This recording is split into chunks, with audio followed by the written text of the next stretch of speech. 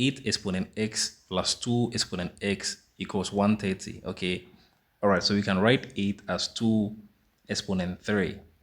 Okay. All right. Now let's apply the power of a power rule here. Okay. So a exponent m times the exponent c is the same as a exponent c times the exponent m. Okay. So our equation becomes 2 exponent x cubed plus 2 exponent x equals 130. All right, so here we can say let 2 exponent x represent a. So wherever you see a or wherever you see 2x, we are going to write a. Okay, so our equation becomes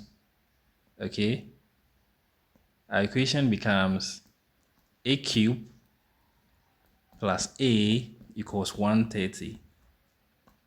All right, here we're going to say that minus 25a plus 26a is the same as a. So wherever we see a, we can write minus 25a plus 26a. So our equation becomes a cube minus 25a plus 26a equals 130. All right, so we are going to transpose 130 here. So we have a cube minus 25a plus 26a minus 130 equals 0. All right, so we are going to apply factorization here. Okay, so you have a squared minus 25 plus, okay, here you have 26 and then a minus 5 equals 0.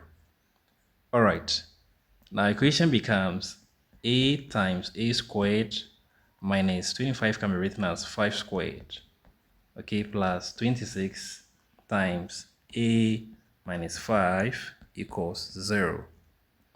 All right, now let's apply the concept of difference of two squares here. So we can say a squared minus b squared should always give us a plus b times a minus b.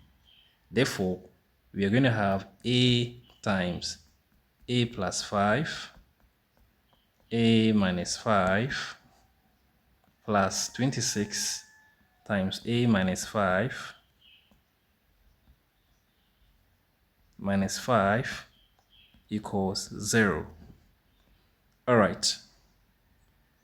So our equation becomes, okay, so you can see a minus 5 is here, a minus 5 is here. So because of that, we can factorize. Okay, so let's bring the common one out. That is a minus 5. So you're going to have a times a plus 5. And then here we have 26 equals 0. All right, so you're going to have a minus 5 times a squared plus 5a plus 26 equals 0. And all right, now let's introduce another concept here. Okay, the zero property rule. So if a, okay, if a times b gives us 0, then it is either a is 0 or b is 0. So if here is a, or let's call this part here, and let's call this part b, then we can say that a minus 5 equals 0. And let's call this equation 1, okay? All right. And then we have a squared plus 5a plus 26 equals 0. All right. So let's call this equation 2. All right. So from equation 1, okay, a minus 5 equals 0. So a equals 5. So we can say a1 is 5. All right. Now from equation 2, okay, a squared plus 5a plus 26 equals 0.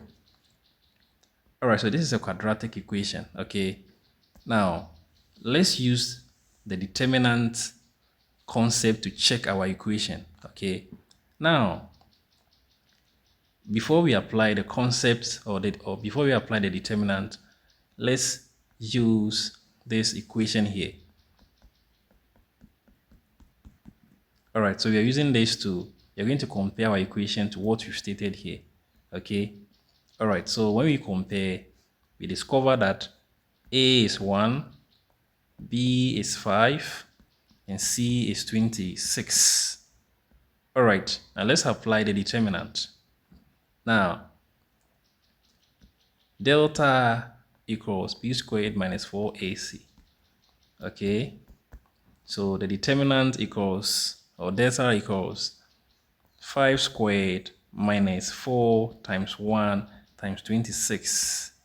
Okay, all right, so you're going to have delta equals 25 minus 104. So delta, or the determinant, equals minus 79. Okay, and now, so we are going to say minus 79 is less than 0. Now, since minus 79 is less than 0, this quadratic equation will have no real roots, or you can say will have complex roots. Okay, therefore, we are going to reject it. Okay, so you can write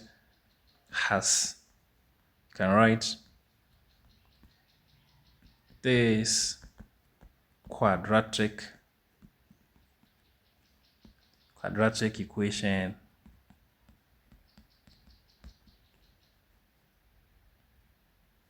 has no real root.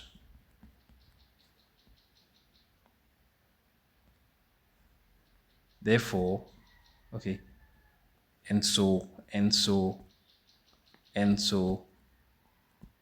rejected.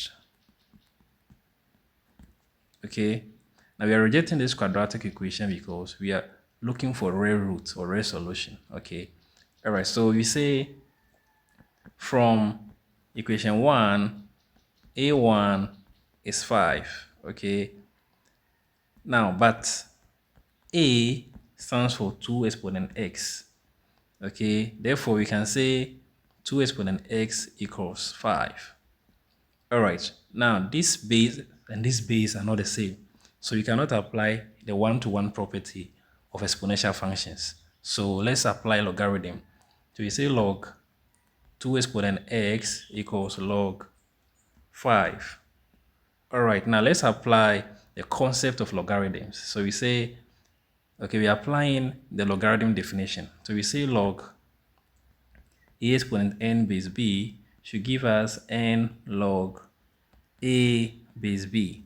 So our equation becomes x log 2 equals log 5.